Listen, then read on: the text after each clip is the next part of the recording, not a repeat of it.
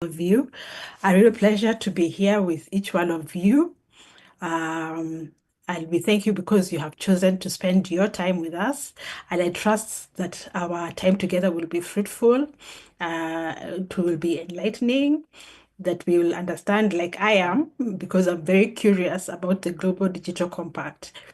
So we are going to start off immediately with the panel discussion on the African priorities for the Global Digital Compact. We know there's a Global Digital Compact, but there's also an African Digital Compact. And our panelists are well versed with this area, and they will be breaking it down for us so that we can understand and be in the same footing with each one of them. So we are happy and are glad that you are able to make it this afternoon, evening, or morning.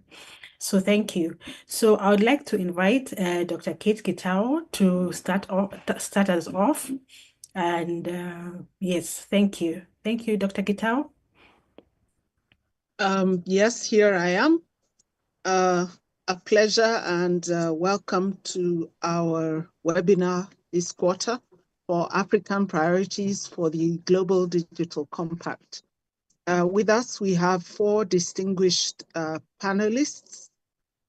We have Amr Al-Jawali, Ambassador. We also have Mokta Yedali, Nena Nwakanma, and Nyambura Ndungu.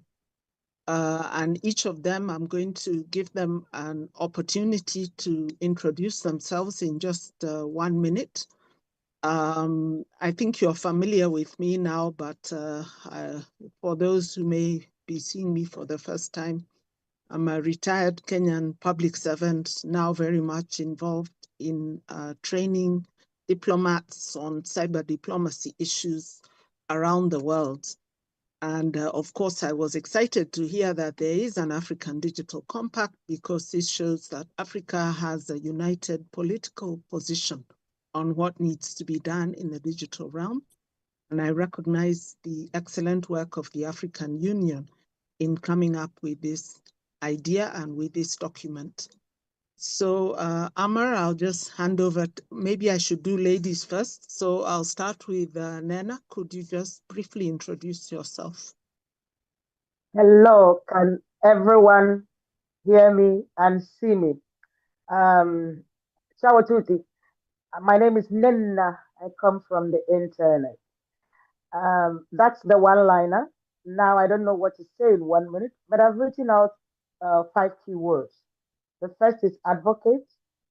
The second is strategy. The third is policy.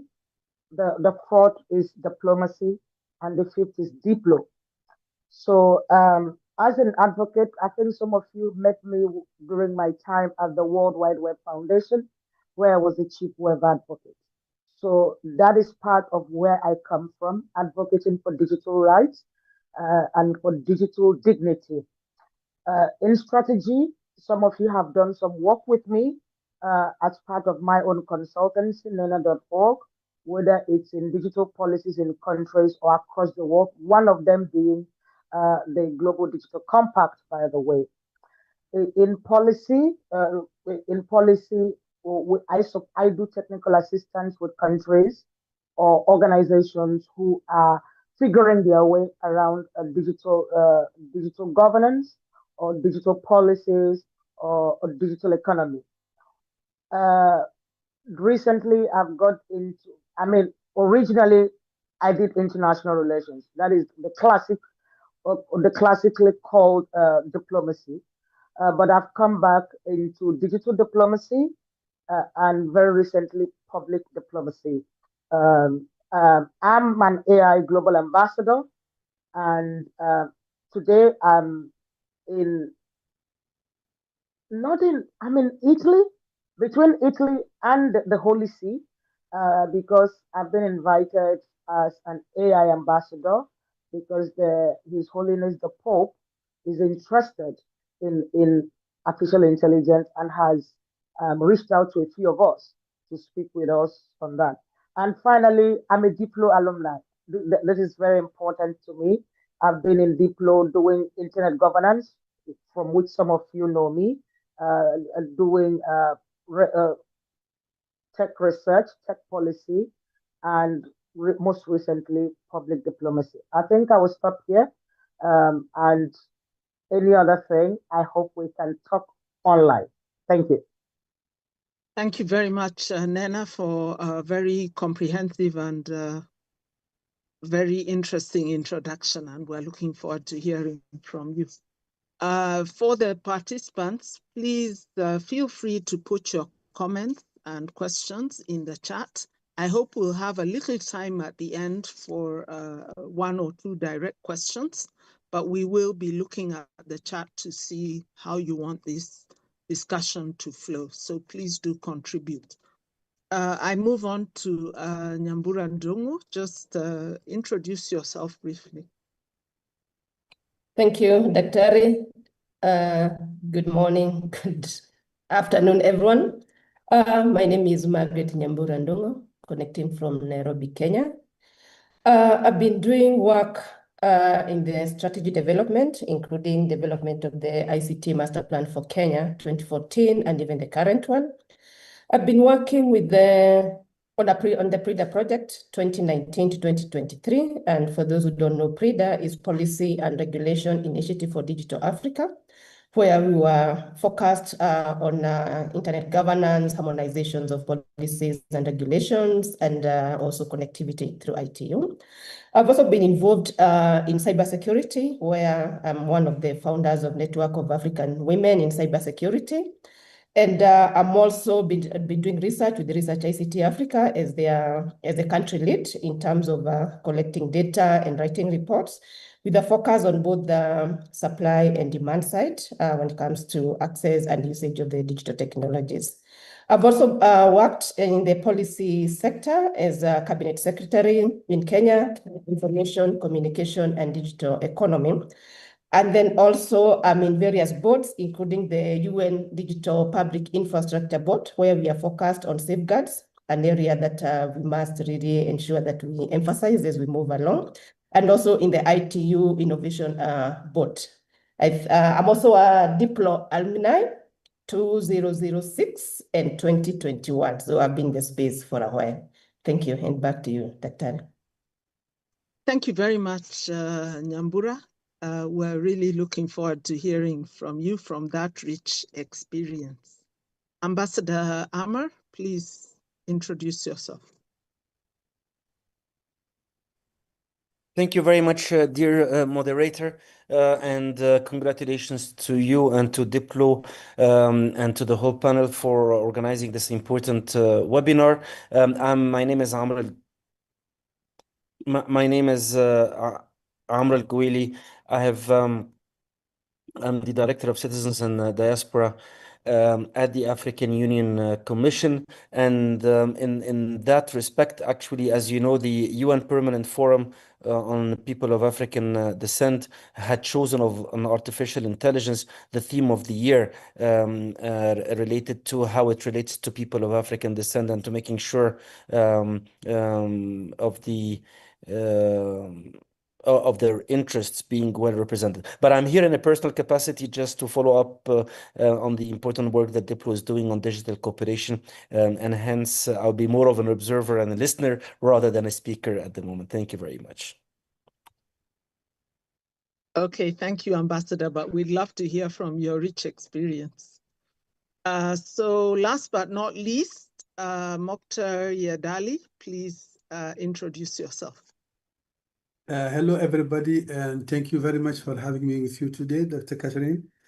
And I salute everybody. My name is Mokhtar, and I'm a former, how can I say, official of the African Union Commission and former member of the government of Mauritania. Currently, I hold the position of the Global Forum for Cyber Expertise, Director for the Africa Hub. I have been involved in most of the major ICT, telecom, digital programs for the African continent, starting from before the era of fiber, when we are aiming at satellites, and during the era of fiber, during the internet era. And I am proud to have been coordinating the digital transformation strategy for Africa in the Malabo Convention. And recently, the last one I have been contributing with, or I did coordinate, was the African Agenda on Cybersecurity Capacity Building. I'm so happy to see most of the people I see here participating, or as a participant or as a panelist, to know them very well. And I hope we will be continuing to know each other. Thank you very much. Thank you very much. And you're the icing on the cake, Mokhtar. And I'm sure the participants are convinced that they have the right group in the room to discuss this very important Thank you very document. much. Now, I read that a compact is a political agreement between countries, and it provides a framework of action and policy in a very important area. And it's really wonderful that I think Africa is the first continent to have a digital compact, even as we work towards having a global digital compact. Mhm. So I'll turn to you, Mokhtar, to use the opposite order. And my question is really quite simple. What digital future was envisaged by the African Union as they set off this process through the Council of Ministers to have an African digital compact? Thank you very much, Kathy. And allow me just to say something very important. Is the Africa aspiration is really to unify the continent. African aspiration is to build the United States of Africa. African aspiration is to connect from digital point of view all African countries, and to have really a seamless kind of connectivity among all its members. Since its inception during the OAU time, Africa has always had a very continental kind of ICT telecom agenda. And as I mentioned during my introduction, the first idea of having really a regional satellite communication was coming from Africa in 1967. And then after that, there was many programs. And in the 2000s, the first comprehensive program was what we call the Master Plan on ICT and Telecommunication. That plan will be merged later on into what we call a PIDA projects, where you have telecom, energy, transport together. And we evolved into the digital transformation strategy 2020-2030. And right after the world has adopted the digital compact, the African Union also decided to connect itself to the global agenda and have its own kind of digital compact. What is really into that is basically, if I just say simply, the digital compact has several main goals, which is actually were common to all others before. One is to connect everyone to the internet. And second is to make that a very cost that is now very expensive to make it cheap. Then teach people digital skills, people to be really capable of using the ICTs and internet as it should be. Build strong technical business, kind of create job in technology, keep people safe online, and protect personal data. Those are the main objectives that is really African wanted to compete into the global economy. They wanted to grow, to have the startups growing. They want to train computer scientists. They want to connect that with the African Agenda 2063 and work with the United Nations development goal, the SDGs.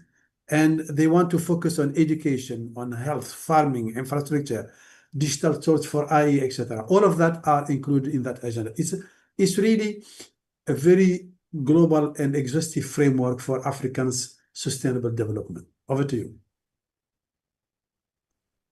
Thank you for that, Mokhtar, and reminding us that this is not the first time Africa has come together in the area of telecom and ICT, and perhaps that's why it is one of the most successful areas within Africa. So thank you for reminding us that there has been a continuum of harmonized action on the part of the African countries.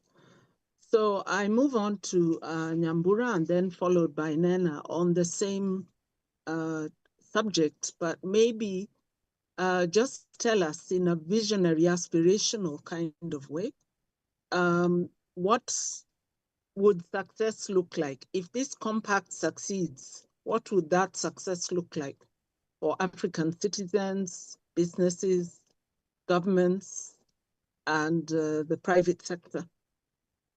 If this compact is fully implemented as you read it, what's that vision we should all be looking forward to?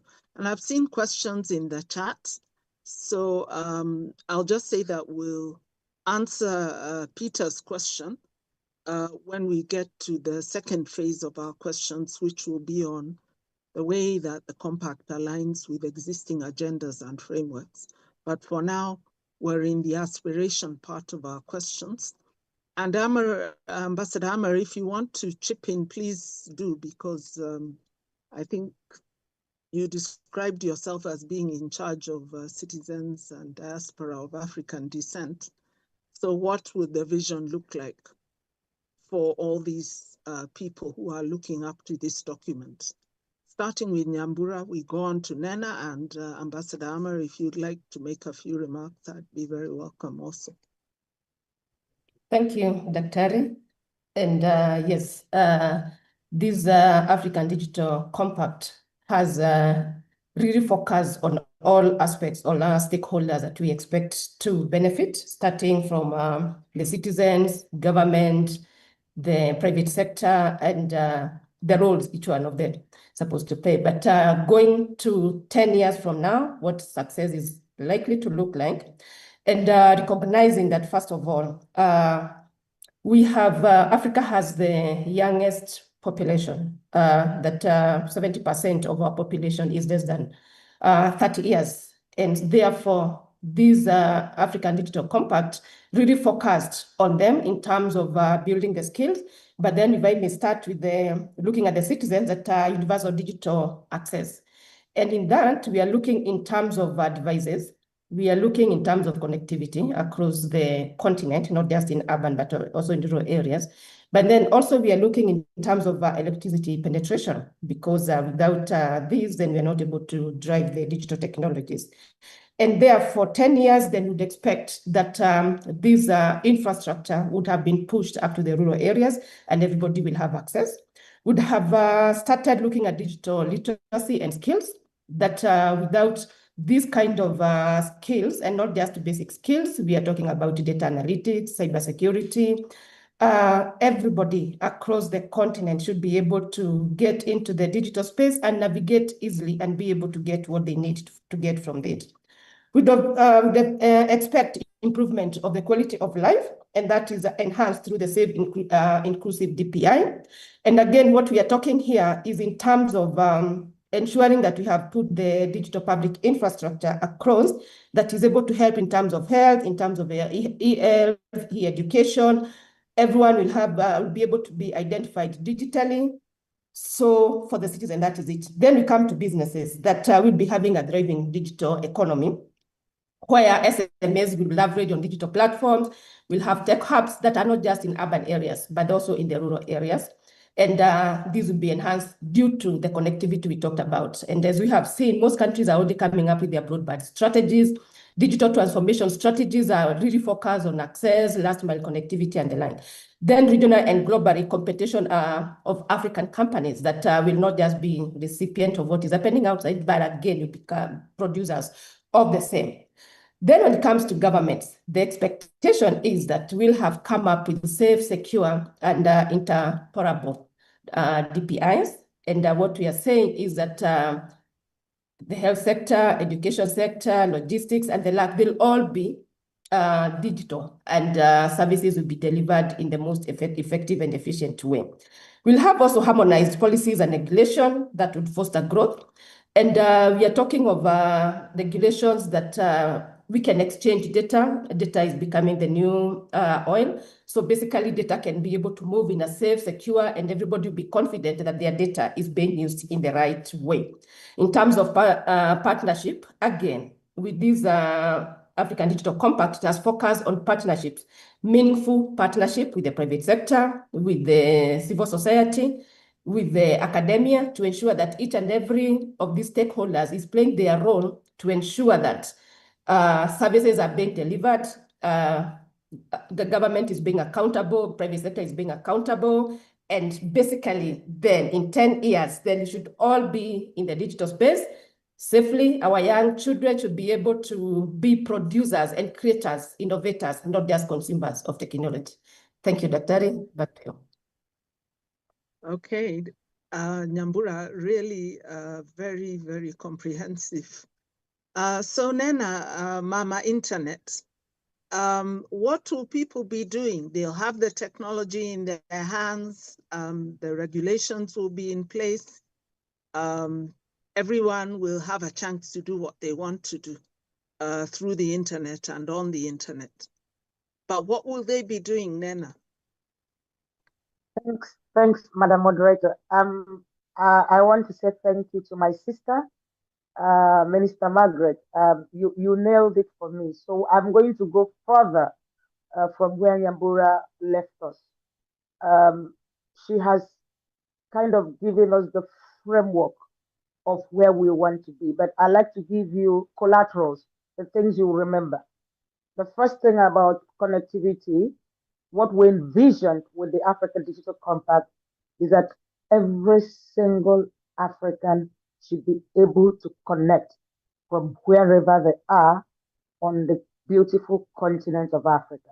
That means that from Cape to Cairo, from Djibouti to Dakar, through Nairobi, Lagos, wherever we are.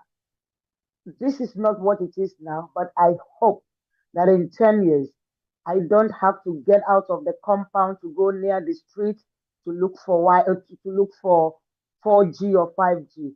That this continent will be totally covered, and this internet coverage will also come at a reasonable price. So coverage, availability, and affordability is one thing that we would have, because it's not enough for people to be able to connect in Nairobi, and then when they get out of Nairobi, they are not able to do so. To be able to have fiber in Lagos, but when they go to my village in Aba or outside of Aba, they will not be able to do that. So that connectivity, wherever we are, will be one thing that I will count as a success. The other second thing that Margaret talked about is DPR, digital public infrastructure, but I will take one collateral from that, and that will be an ID card that is digital as well as having the plastic or whatever that has an embedded chip. Digital IDs are very important wherever we go. So a digital ID or I have one now. I'm a Nigerian. I have a Nigerian national ID card, and I also have the digital format of it. I have it on my phone. I can easily transact with it. So that digital ID for every single African would indeed be a success for us. And it's really important that if we can implement digital IDs across Africa, it would help, like Margaret said, in managing our data and in keeping it safe.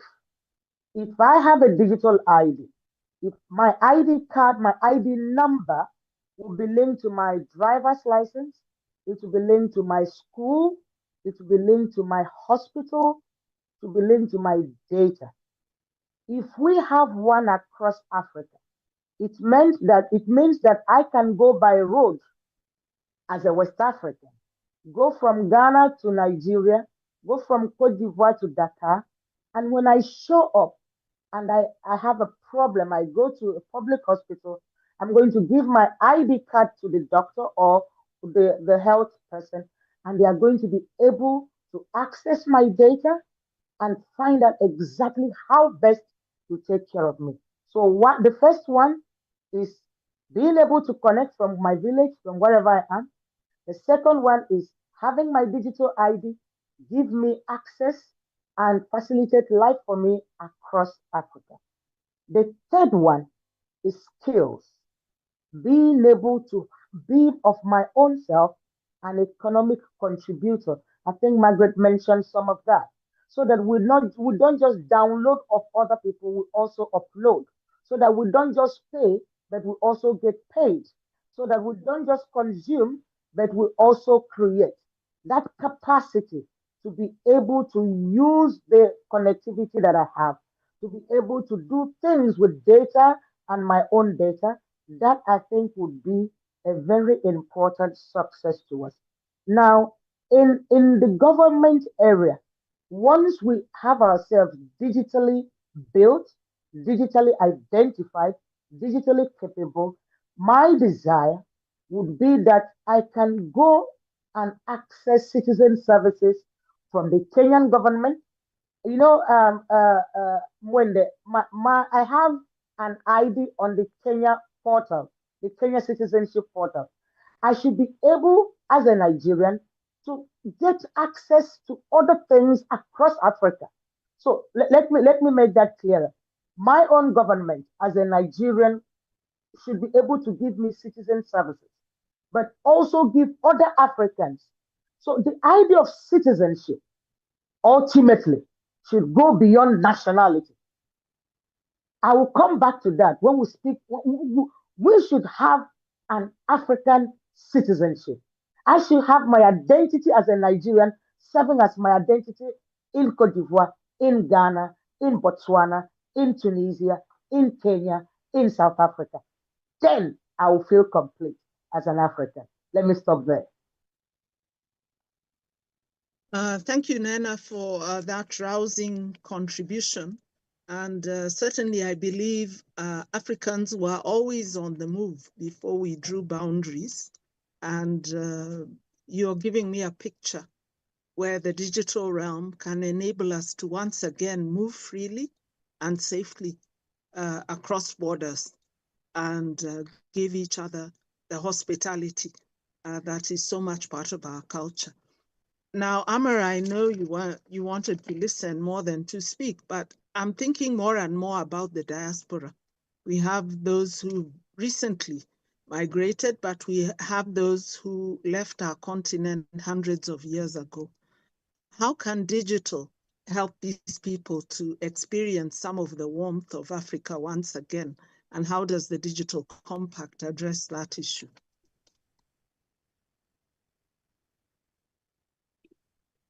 Thank you very much, dear moderator, and you're always convincing to the extent that actually I changed my mind and I'm happy to engage with this very rich discussion that we're having here. And I think the mere fact that you mention that all that is digital has an incredible impact and potential for connecting the African diaspora and the people of African descent back with their mother continent is a very perceptive idea, because everything that's digital basically bridges time and space.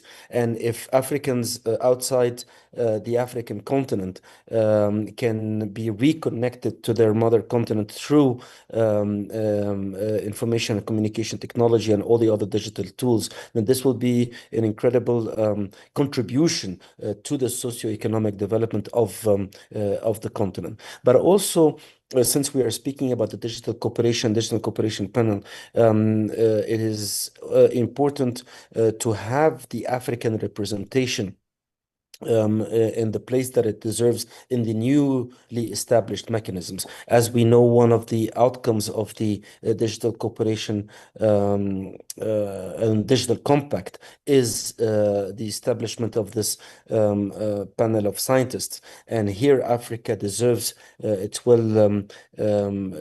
well-deserved position and representation, either through Africans on the continent or Africans abroad. Also, the newly established policy dialogue that aims to be launched by the 80th session of the UN in a few weeks should really engage and give the space for the African group in New York to project the common position of the continent and of the EU. On these particular topics, maybe my colleagues from ISD, the Information Society Division, and at the Commission can develop and elaborate further. But once again, the voice of Africa should not be missed. And in fact, Africa is not only impacted by everything that's digital, but it's also a solution provider. Finally, I would like to pinpoint once again to the very perceptive selection by the UN Permanent Forum of People of African Descent of the topic of AI and how that AI needs to break away from any bias, either in the algorithms or in the data collection, so that people of Africa and people of African descent have their fair representation and their fair interests safeguarded by these new technologies and platforms. So I invite all the participants in today's webinar to actually consult the page of the UN Permanent Forum of People of African Descent and to see the important ideas that have been voiced there, and hopefully to take that further in one of our future discussions and engagements. I thank you once again. Thank you very much for that. And certainly we don't forget our diaspora. They are part of the very rich heritage of Africa. And we want them to participate and to benefit from everything that is happening in Africa today. And you've helped us to very neatly segue into the area of alignment, which is how is the digital compact dovetailing with other initiatives? And I'll turn to you, Mokhtar, because you're very familiar with some of the very important instruments that have come up in Africa and beyond. And perhaps you can take up Tim Anwin's point from the chat, the very important intersection between energy, AI, clouds, and anything ICT seems to be very linked with the idea of having sufficient electricity to make sure that, as Margaret and Nena have pointed out, to have connectivity everywhere and easy access to applications, data, and initiatives wherever we are. So just tell us a little bit. There's Malabo, there's WSIS, and there are other frameworks which are in place, and maybe you can just briefly link them. Thank you, Catherine. This is a very good and very exhaustive question, and I'm glad to really address it. I promise you that at the end of this discussion, I will be less formal than I am now and more provocative than I should be. Number one is when somebody mentioned Malabo as part of emerging kind of framework, I just wanted to remind everybody that Malabo Convention is an African agenda. This is a unique document and framework, and first in its kind and unique in its kind, done by the African Union. Of course, then it's related to cybersecurity, personal data protection, electronic transaction, child protection, all of that are embedded into that convention. And hence, it's really has entered into force. And it is the pillar, one of the major pillar of the digital transformation and hence on the CDC. I mean, the Digital Compact, the African Digital Compact, ADC.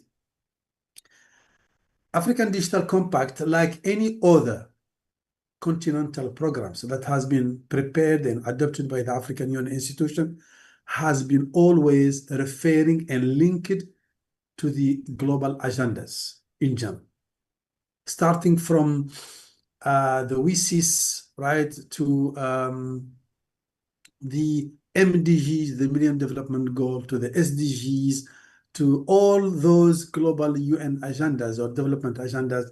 Every single program built by Africa on the area of digital has been connected to those programs. So that is now, it just even in the preambles of the documents and how they are linked, because digital required as a sine qua non condition collaboration and cooperation.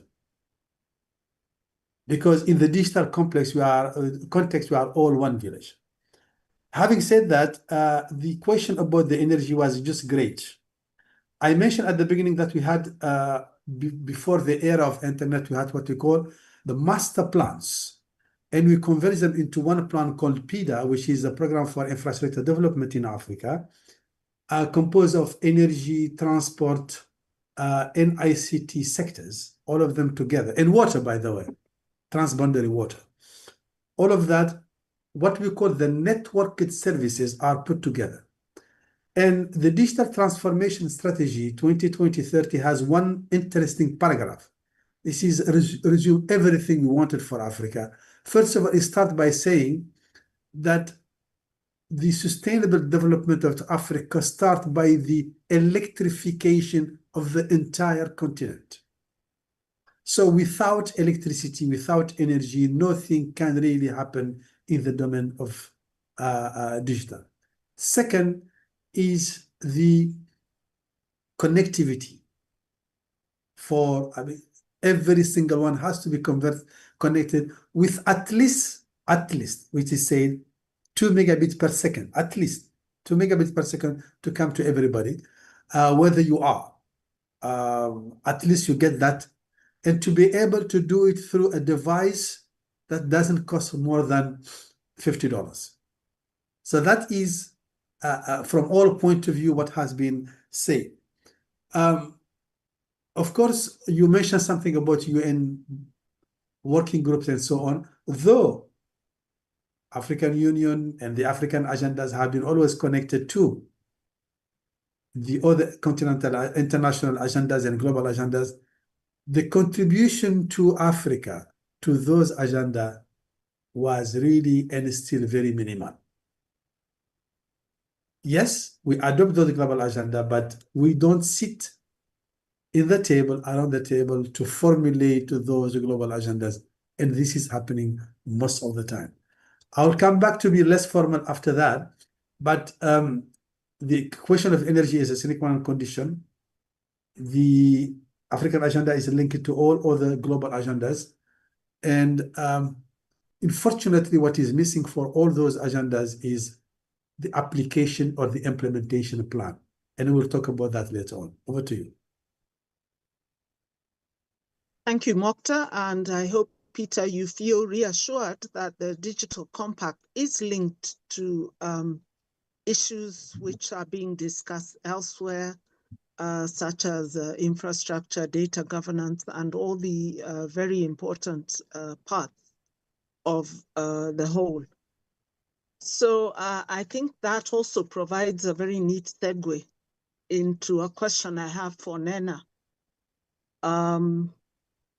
How does this complement ongoing integration initiatives such as the CFTA, the One Network, or Freedom of Movement network? I know you're interested in these.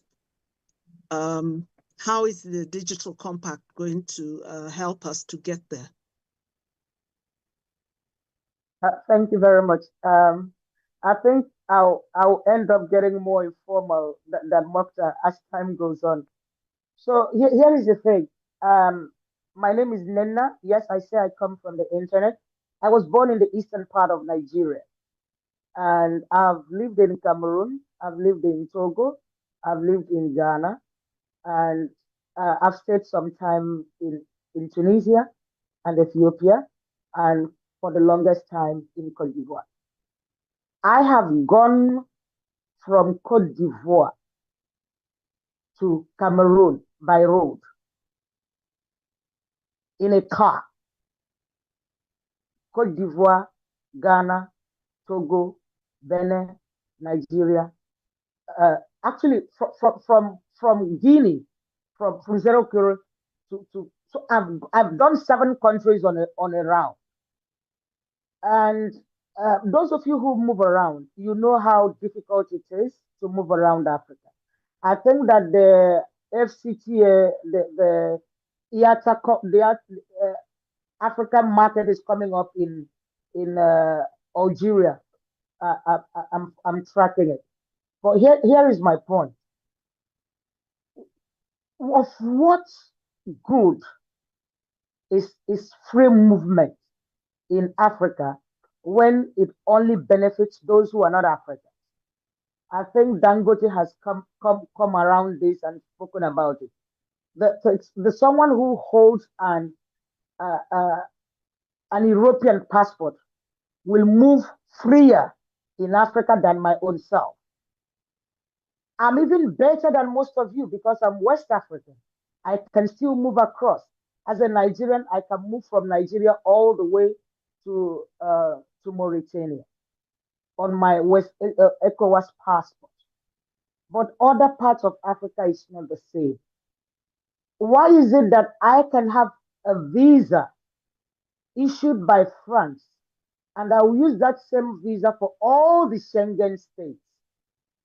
But then I will have, for someone in Zimbabwe, I recall, Madam Moderator, that there was, I think things have changed now that Ivory Coast has an e-visa.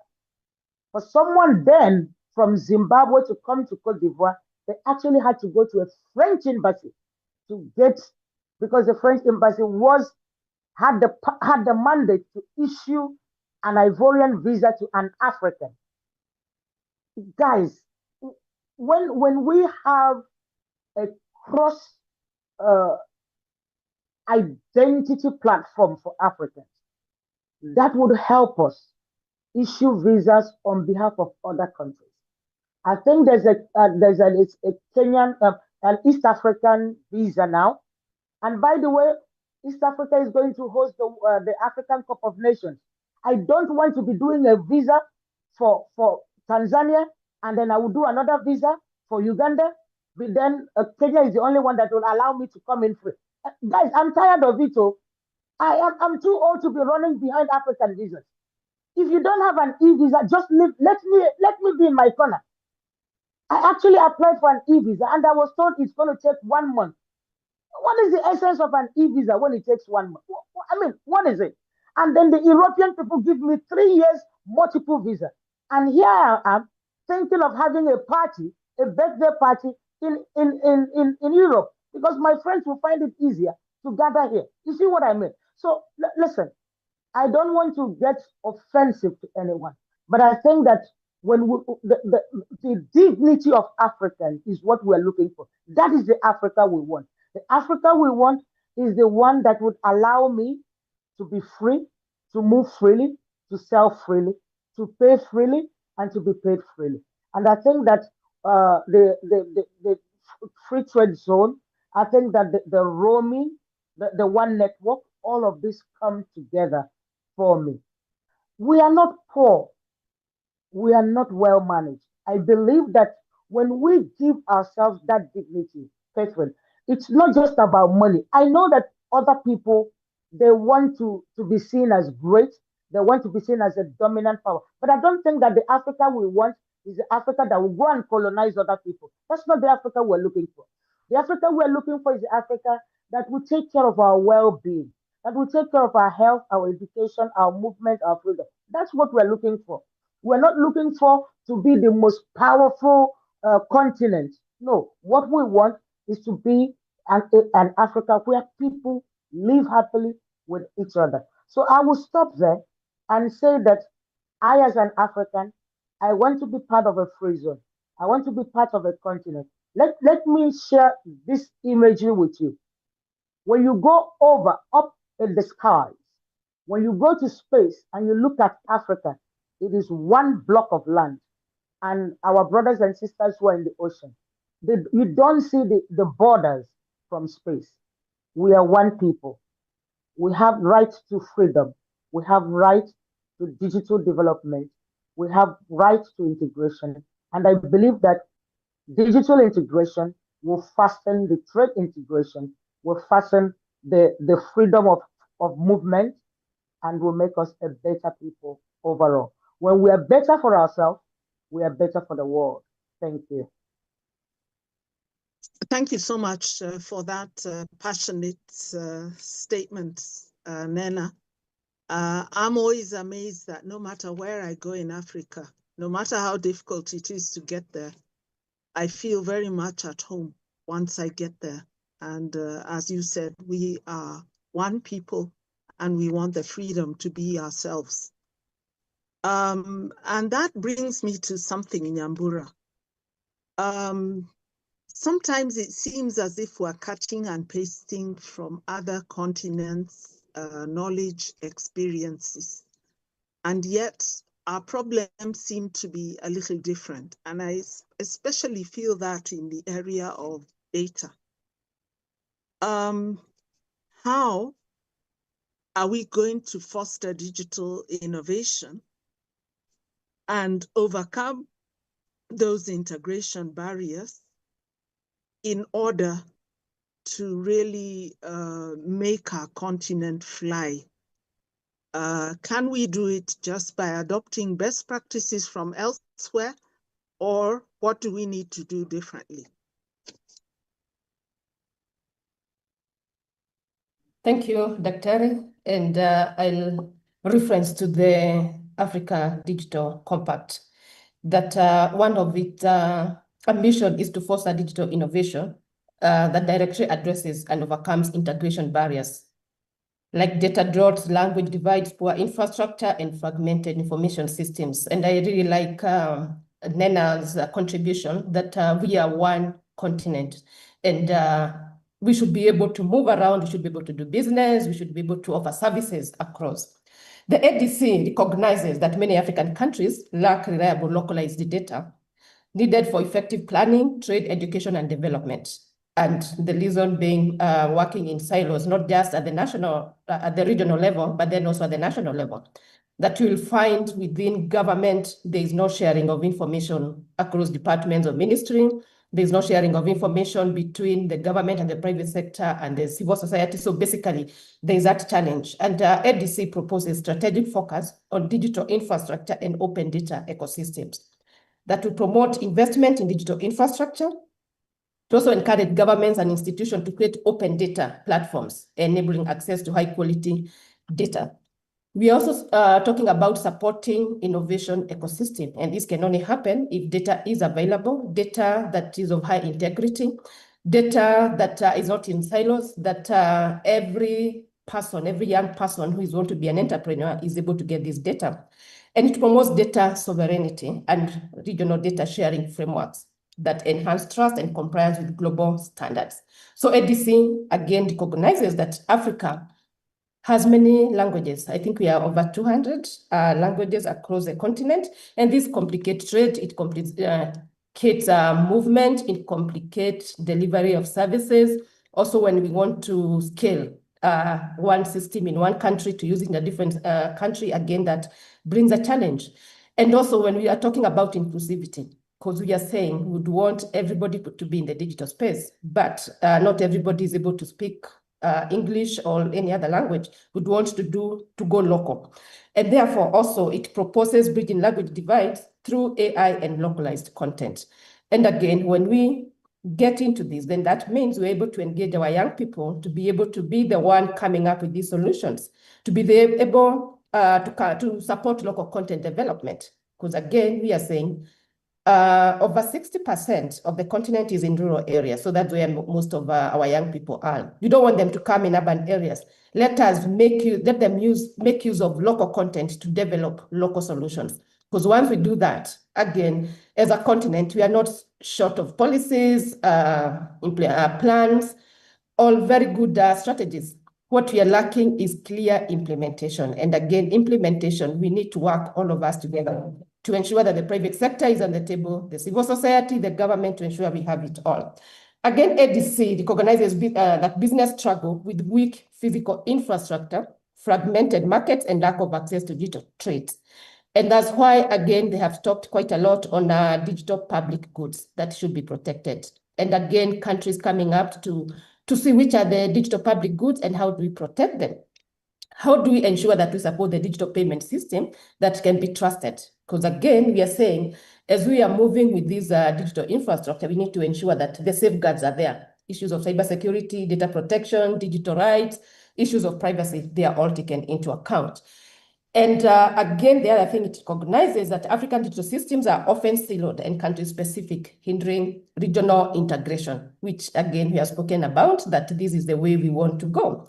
And therefore, when it comes to digital public infrastructure, we are talking about digital ID that Nena elaborated on. We are talking about payment systems that are interoperable. We are talking about secure data sharing networks that, again, we are moving digital in terms of payments, in terms of health, in terms of education, in terms of trade.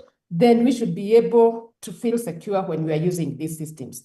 So in summary, then we need the African Digital Compact fosters digital innovation to overcome integration barriers by boosting data access and usage, bridging linguistic and cultural divides with inclusivity technology. But again, technology, we can only use it. It is us to make the choices. We can have the best technology, but it is us to ensure that we are being inclusive. We are bringing women. Again, gender has been discussed from the many years ago. We are still discussing gender. I think we have to be proactive, and everyone has to do something in their own area to ensure that small contribution leads to massive outcome. We are talking about the youth, and again, our young people. Digital technologies is where they'll create jobs and the like.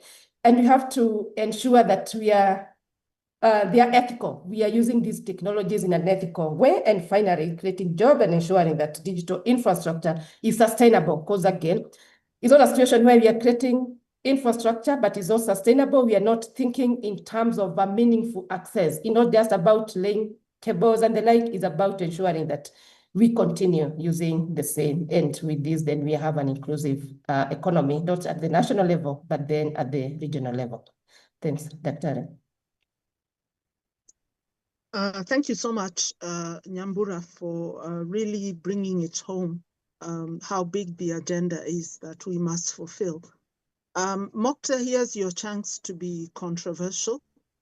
I have the same question for you. What is it that we need to do differently? We have a huge population of youth. Many of them are tech savvy. The rest of the world does not know Africa for having a lot of data and information, but we have these thousands of languages. We are probably the oldest inhabited continent. There must be a lot of information and data. How can it be captured, and how can it be used, and how can it create jobs and progress for our large population of youth and give them hope for the future? Okay.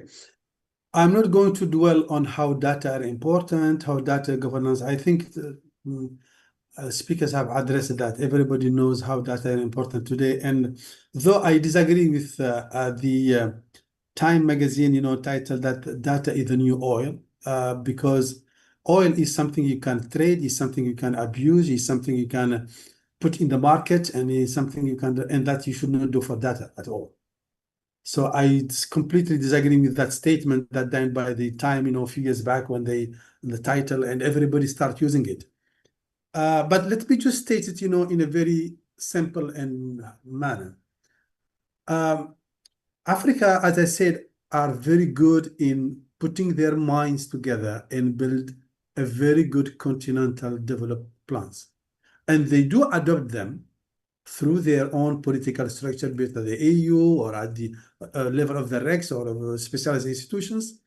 But then once the whole is adopted, two things are missing. One is a concrete implementation plan. And second, most important thing is where are the resources to implement that? And most of the time you go back to the international institutions in Western countries asking them for money to do that.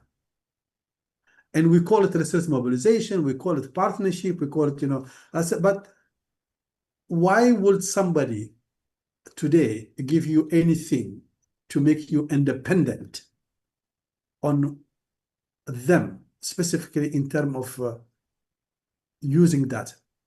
Remember that the late 90s, most of the African countries has privatized their telecommunication sector, then it became, their digital sector.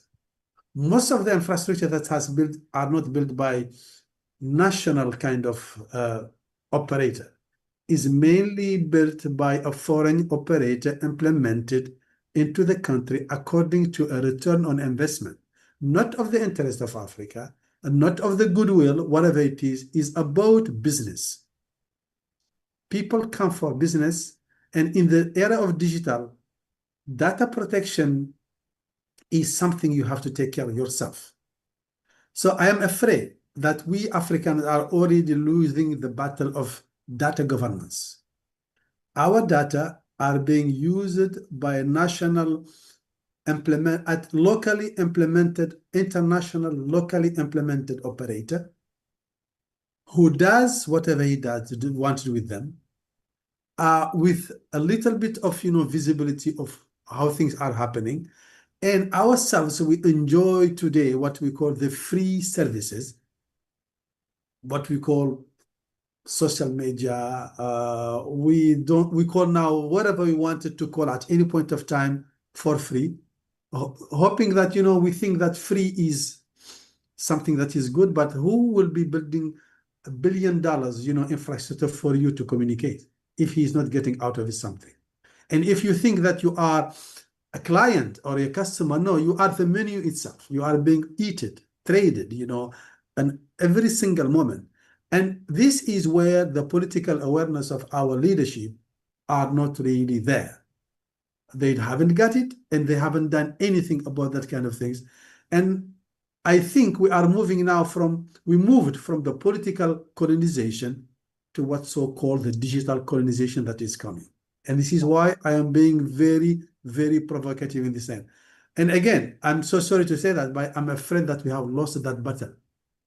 And I give you, by the way, it's not only one, to illustrate what I'm saying, a Pentagon general sat in the operational room and asked Elon Musk to reorient his satellite to further cover part of Russia in order to allow drones to get into the Russian kind of territory.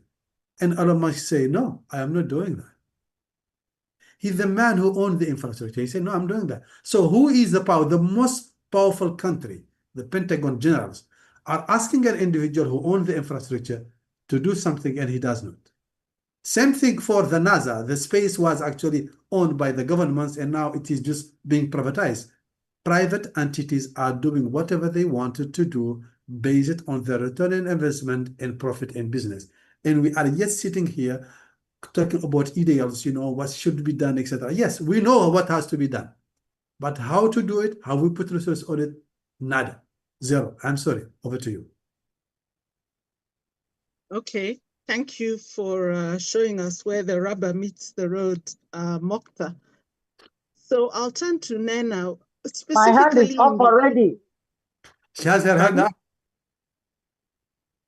She wanted to review. Is there an issue? Yes, I'll turn to Nena. And now you're the AI ambassador. And I believe AI holds a lot of potential for the African continent.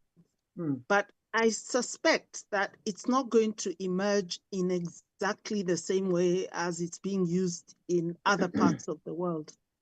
Do you see a different flavor to AI? And what kind of policies or developments are needed in Africa to help us make the best possible use of this emerging technology? That's a good question, Catherine. So here is the thing. I wanted to hop in when Mokta was speaking to us.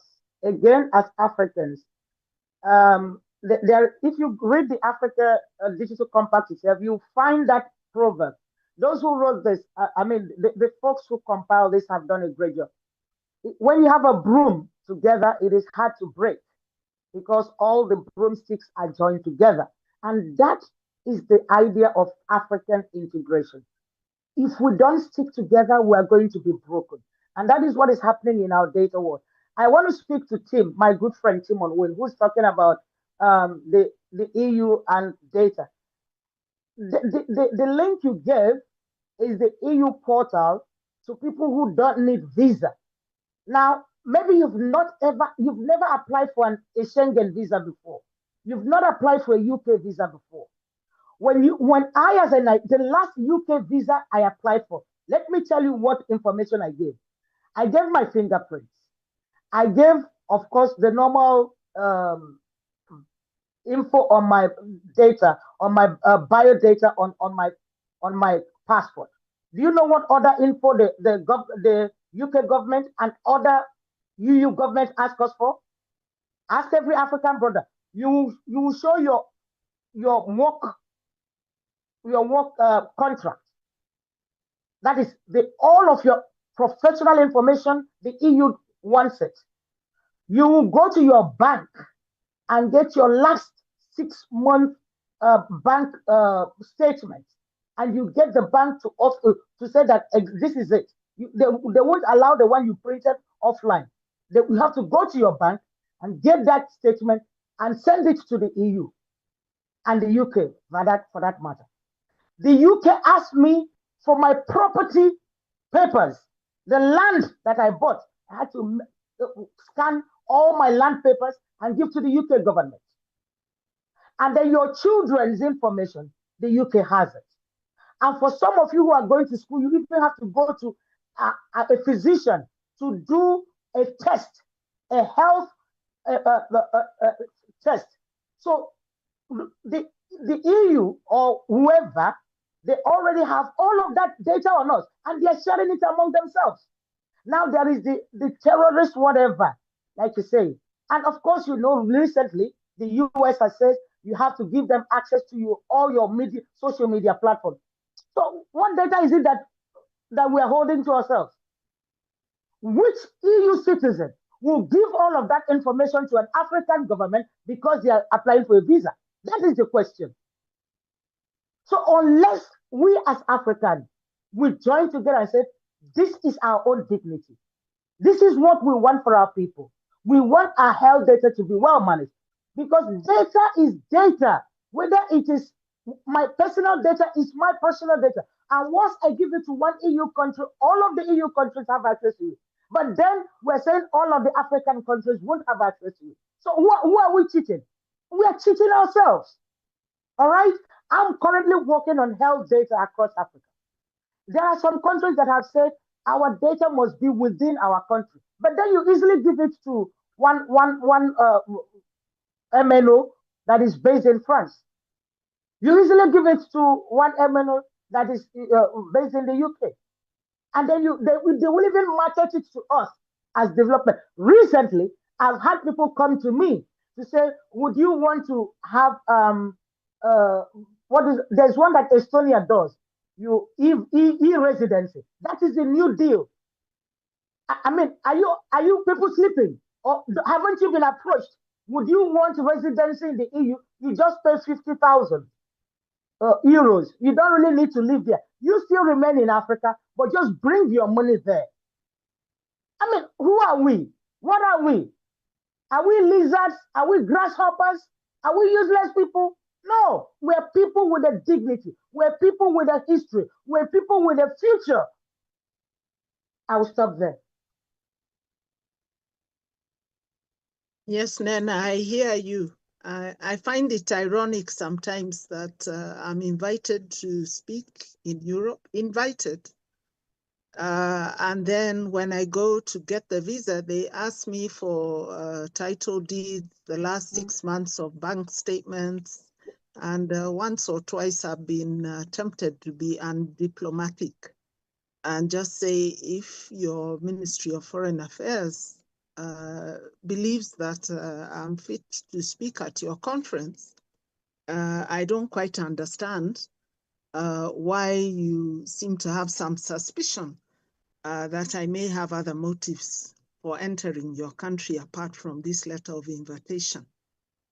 So yes, Africans have suffered a lot of humiliation. They have disclosed a lot of their personal data in circumstances which are not ideal.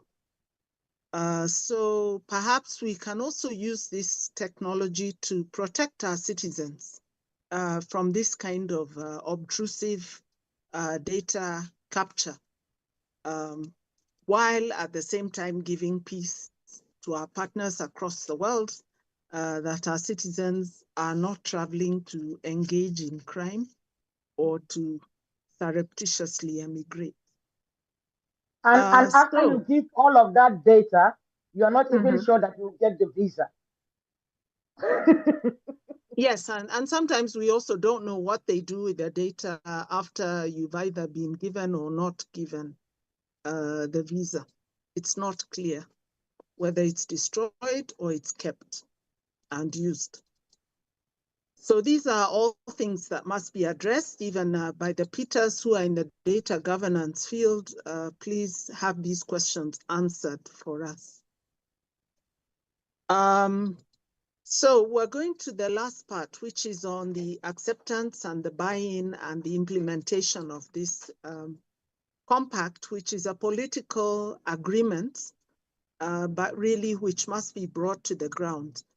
As we do that, please continue to put your questions and comments in the chat. And I think we're doing well on time, so it may be possible for one or two people to raise their hands and address their question to different panel members.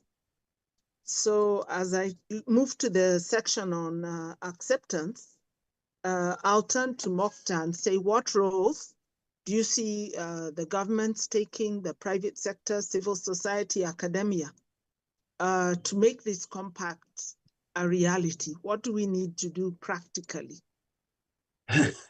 Catherine, the standard answer to that has been defined in 2005 during the WSIS, whereby anything related to digital, there is four major multi-stakeholder actors: the government, academia, private sector, and civil society. Now, though, if I may comment on the academia, most of it is owned today by or supported by the government, so it's part of the government anyway. And the civil society is still seen by most of the government as, how can I say, a confrontational kind of entity, and they are not very much associated to that. So basically, it's the responsibility of the government and or what is happening in the country in terms of private sector. Knowing that most of the private sector, they draw their businesses from the government. So you go back again to the government, which actually, and the government are the one actually has adopted, those big programs through the AU, but come back to the question, in the field of digital, who owns the national infrastructure? Who owns it? Is it the government? Are they capable to influence, the foreign private sector who is there? That is the question. Do we have any influence? Are we in the position today to adapt anything that is, how can I say, against the licenses or the agreements signed already years back, 20 years ago, with some private entity that are operating now in the country? The people sneaked into the country very, very easily. They start with a voice license. Then we stop the ISPs, national ISPs, not allow them to grow. And that operator become de facto an ISP. And then with the variant of 2G, 3G, 4G, 5G, and probably 6G, then they become just owning everything there. And this license after license, and we think that license fees, that giving you fresh money for the government is something they can live with.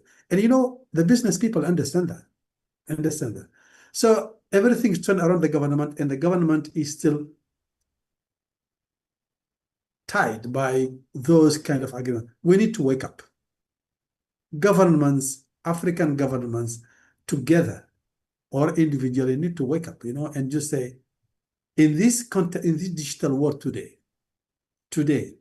with the AI, with everything, with the evolution of technology, we cannot allow ourselves to think analogically as we thought in the 90s. The 90s was voice. Today is data. An example has been provided by Nena on how your data can be abused and used everywhere. And today, if you own data, you own everything. Data is a power. I'm not saying now it's oil. I'm saying data is a power.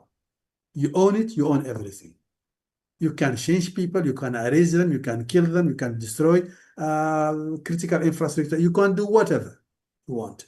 Specifically with a new kind of services that is again being provided to us, where we say, okay, we buy you the infrastructure, give you a car, we sell you a car, we sell you any infrastructure you can use, but we will be guarantee you lifetime services by accessing remotely to your car or to your fridge or to your cell and maintain it for you, or to even, elevator, whatever it is in your building. So you see, that is where most of us have not waken up. Government, the AU need to wake up and start thinking about how to really take over. And I'm not using the word nationalization. That is scary for some people, right? I'm using take over, right? Your data. I'm not even saying infrastructure. Take over your data. Know where your data are going, how they are being used. It's not surprising that Europeans, created the GDPR, right? And it's not mentioned. It's surprising that they are now questioning the safe harbor agreement they have with the United States. Everybody now is looking about protecting their data. We are not, as an Africans. Yes, we do have the Malabo Convention, beautiful, right? We have our data protection agency there. We have our national laws, but practicability in practice, right? We don't know how to localize our data and how to control how they've been used. That is the first and unique things that the African needs to take off in order to avoid the digital colonization. What do you? Thank you for that. I feel the same concern that we need to really focus on data and making sure that it is both protected for our use, not just protected, but protected for our use and available for our use. Now, I'm responding to what is in the chat, so the questions may not be exactly what I had advertised before. Maybe Nyambura, Benjamin has asked a question about, is there any African country that has enjoyed significant development due to the internet and digitization? And I believe Kenya has. So even as you answer the question about what governments and other stakeholders need to do, maybe you can tell us a little bit about what digitization and internet has achieved in Kenya and how the government has been involved and can continue to be involved in those developments.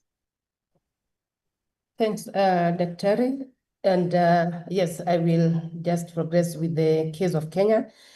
That yes, when there is a digitization, there is a linkage to GDP. I know there's no clear research or clear figures that I can quote, but clearly when you look at the case of Kenya, where digitization has been happening for the last probably like almost 20 years since the e-strategy document was done in 2007 that has led to quite a number of strategies that have been implemented, including the e-citizen. I know it has its own challenges, but basically through eCitizen that people have been able to be served effectively and efficiently from whichever part of the country they are at.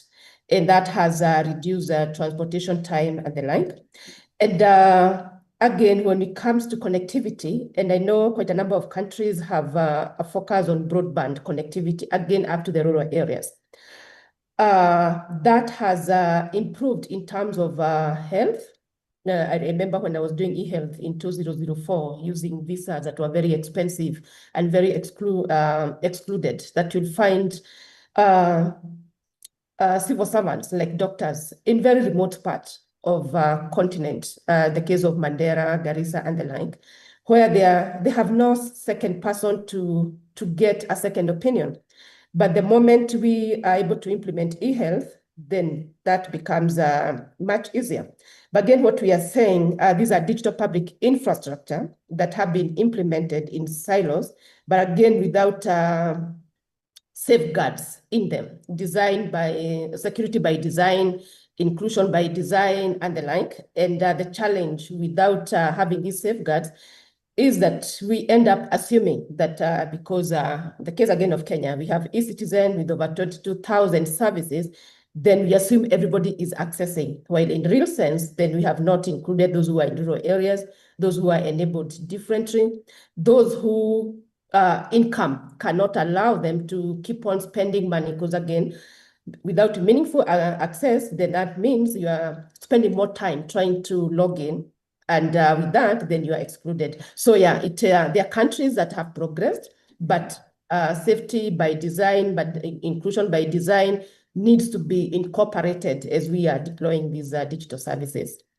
Coming to our second question, what role the various stakeholders should play, and I like Mokta has analyzed the 4 key stakeholders and the fact that they all need to do what they need to do. Because again, when we start having government doing infrastructure again, then they're not able to do the policy. They may end up overlooking policy development. It's their role to ensure that the policies are there. There is an enabling environment for the businesses to flourish, for the citizens to enjoy the services, and for the academia to be able to channel the skills for the young people. When we don't do that, then we end up in a situation where infrastructure have been developed, but there's no policy, there's no regulations. We need also the regulators. They are very key in this era of digital space because guidelines must be there.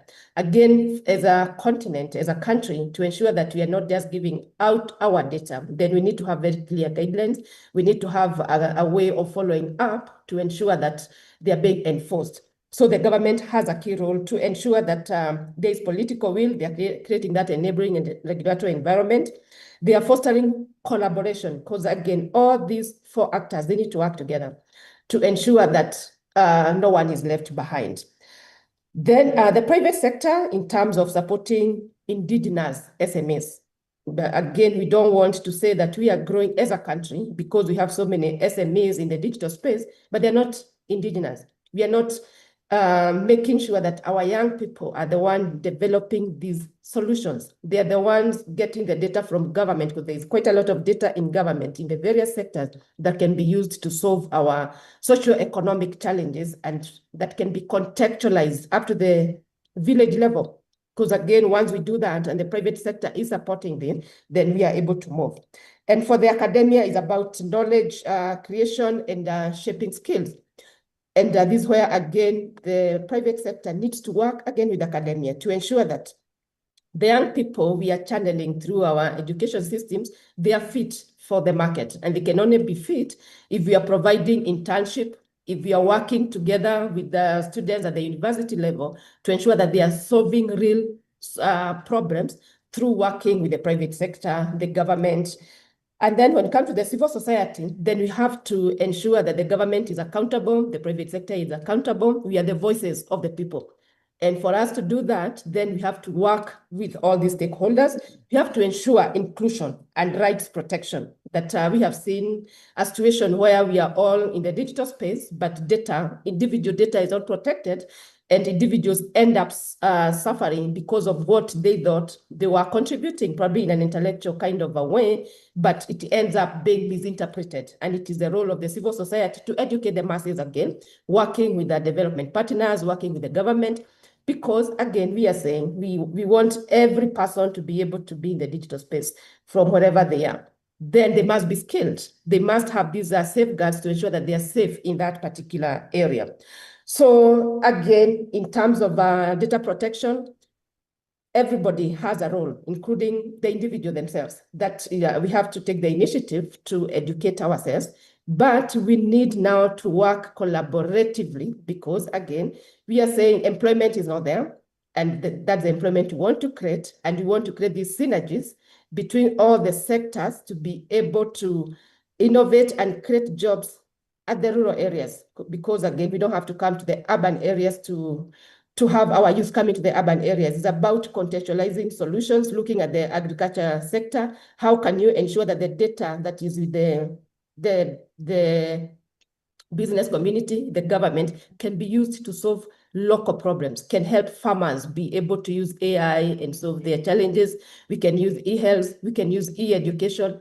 All these young people that are jobless can be channeled to use their skills and their talent to solve these problems. Thanks. Okay, thank you, Margaret, for that very comprehensive look at the various roles that the stakeholders need to play. Now, we're nearing the end. I've seen a few comments, and maybe, Nena, as you give us your closing remarks, could you combine them by addressing ZLLM's concern about AI safety and Michael's concern about having African artificial intelligence? So if you could just address those two issues as you also give us your closing remarks from everything you've heard and said during this panel. Okay, so I will be brief because I'm mindful of our time. Africans are human beings like any other. And like I said at the beginning, as Africa, we don't have the Africa we want is not the one that will go and bomb other countries. That's not what we're looking for. What we're looking for is the well-being of our own people for our own selves. I think that has been my initial submission, and that will also be my last submission. Now, there is nothing called an African internet or an African AI. We can talk about this technology for us, for our own problems. I want to raise something, especially in relation also to Benjamin Akintunde's question. Success is measured differently. Catherine, I think we started this with how will success look like? We in Africa, we should have a different way of measuring things. And I'd like to bring in dignity as part of our own measurement for success. In as much as the West wants to measure in dollars and in euros, I think that in Africa, we should adopt a slightly different measurement for when we succeed. Because success is not just how far you came, but how far you came from where you were. You see, someone may run 100 meters and we applaud that person, but he started running from 50 meters. Those of you who are measuring from having internet connection, from having radio, from having TV, from having electricity, you are not measuring on the same rate with those of us who are starting from zero and maybe we've made it up to 60. You see, when you start from zero and you're at 60, and then the one who starts from 50 is at 100, that one has only run 50, but you've run 60 because you started from zero. As a reminder, M-Pesa is from Africa. And today, mobile money is all over the world. I went to the US, they started adopting mobile money. Is that a success of digitalization in Africa? I'm from Nigeria. I remember walking into the Nigerian embassy in France and telling them, look at my passport. I only have a few pages remaining. They said, oh, we will pull up your data from our database and we just reissue your passport. My Nigerian passport was reissued in less than 5 hours. I paid online. I went there. My biometric was renewed because I've grown older. Every other information looked the same. They printed my passport and I walked out. I showed it to my friend who is from Switzerland. And she's like, it's not possible to renew a passport in 1 month. I said, I renewed my passport. I'm a Nigerian. That is a great country, my people. You go to every Nigerian market. The e-banking in Nigeria is streamless, is smooth. You transfer money, and in the next 5 seconds, the money has hit the account of the other person. I am everywhere in the world, but I bank in Nigeria. Folks, do not take these things for granted. We have our travel, electronic tickets in Nigeria. We no longer queue up. We no longer do these things. We get our tickets electronically. For people in Europe, they take it for granted. But for people in Nairobi, we don't take it for granted because we know how we used to suffer to get paper tickets, right? We know how we used to suffer to go to the city and they tell you, oh, that person has just gone away because we didn't have a phone. But now we have WhatsApp. Even our mothers and our brothers who cannot read or write, they can leave notes, voice notes for us, and we communicate. I'm just saying that, folks, Africa is a great continent. We have youth. We have the thing that we have Ubuntu. We have the spirit. We have this way of doing things. Communalism, we call it. That is the spirit of Ubuntu. That is more than money can buy.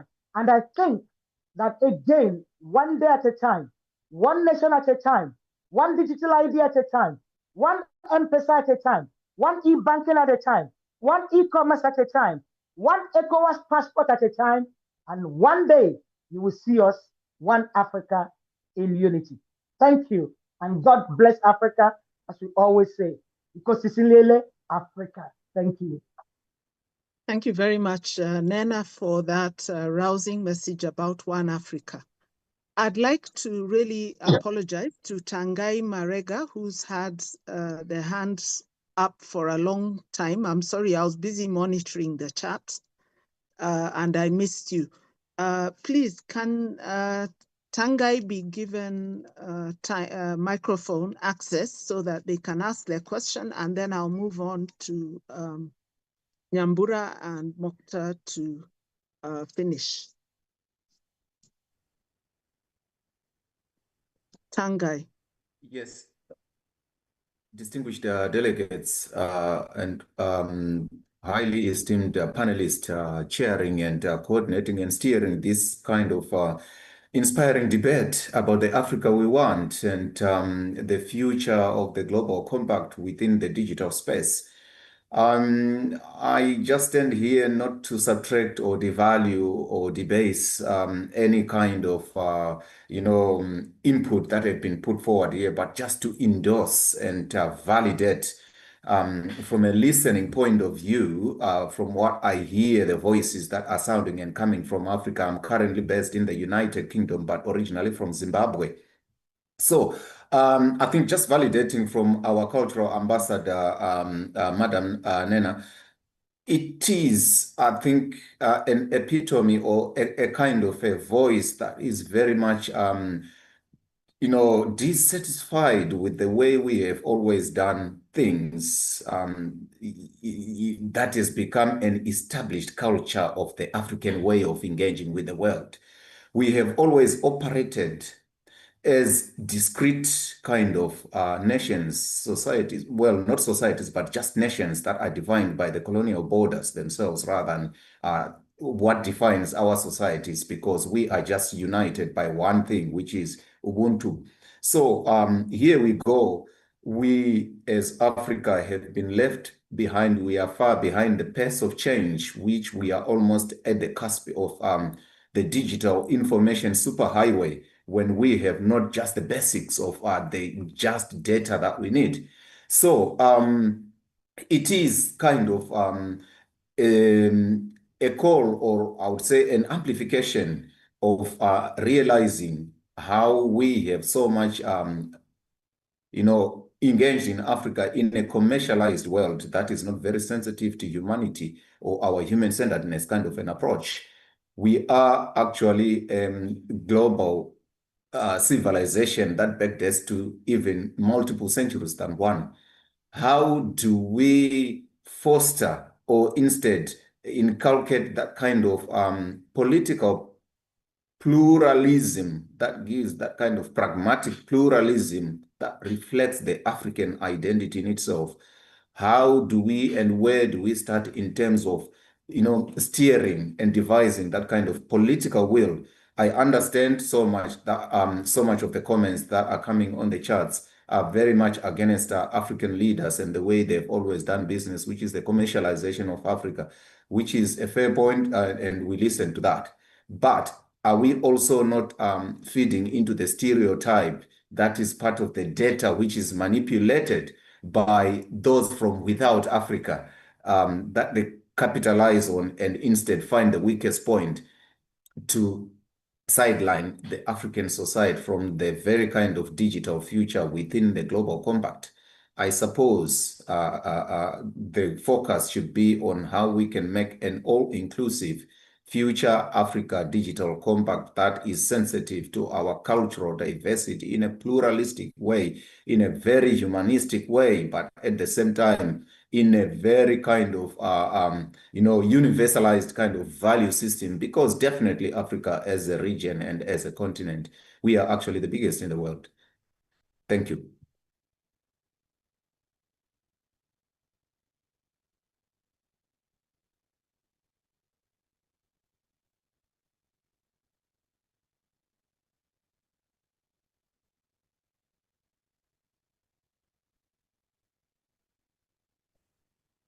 Well, thank you, Tangai.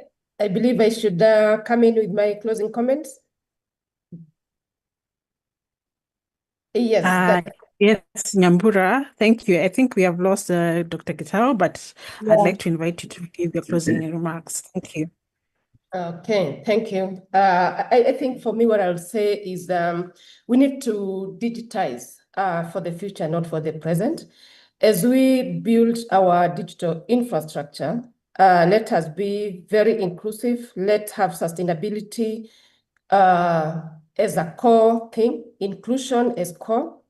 And for me, I look at digital public infrastructure that is inclusive, that is sustainable, and that is secure as the key priority that will ensure that going forward, then we are building digital infrastructure that are meaningful, they are citizen-centered, and they address the emerging challenges that we have now and going forward.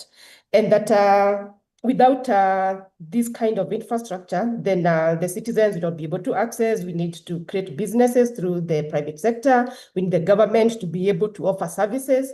And we also need regional integration. And I think also we need to contextualize the challenges we are having, and as a continent, see what solutions that are cross-cutting, and ensure we are coming up with the regional policies, regional guidelines that we can all adapt to, and ensure that the challenges we are having now, and we have had Nena in terms of visa, in terms of movement, and the like. I think it would be very unfortunate if 5 years, 10 years to come, we'll be talking about the same. So I think we have to be proactive and ensure that as we are building systems, we are carrying everyone along. We are realizing that we are transforming things, that if we are making sure that all services, government services must be offered through the digital space, then everybody must be carried along. We must build skills.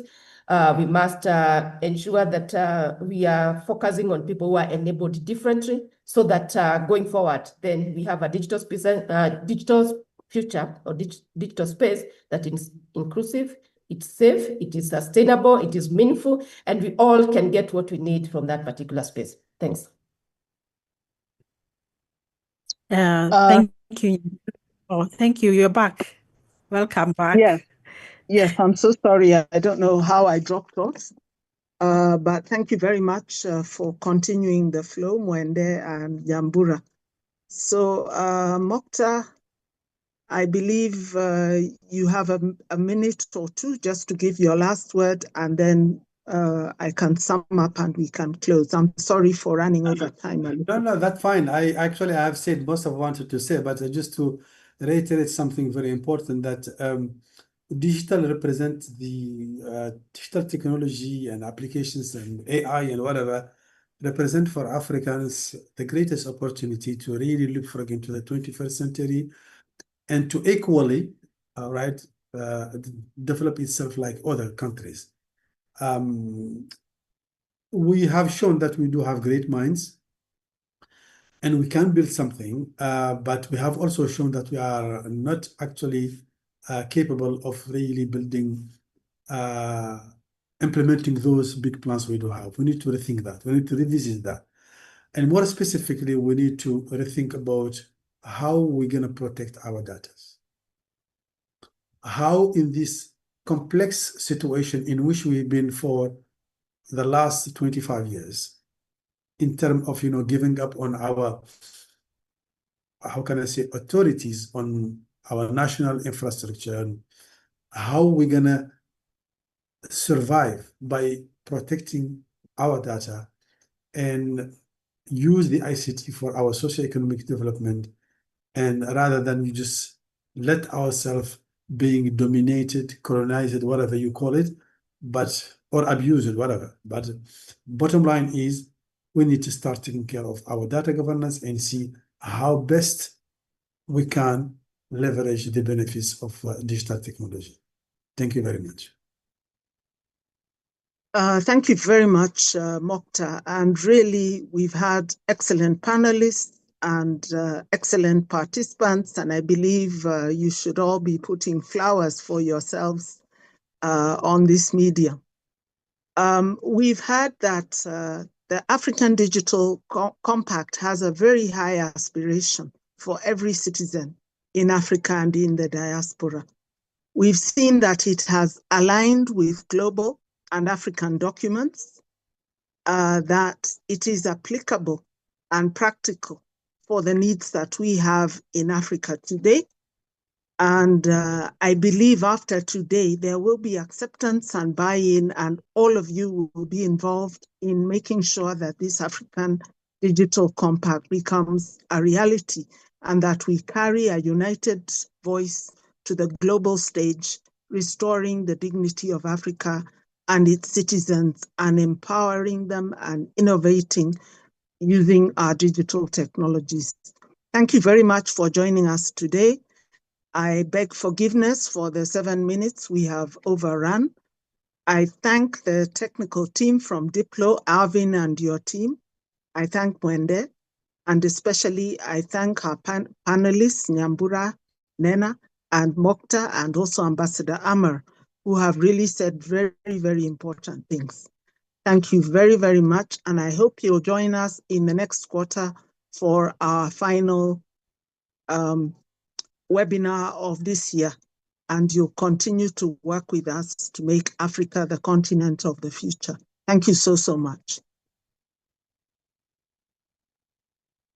Bye. Bye-bye. Bye-bye.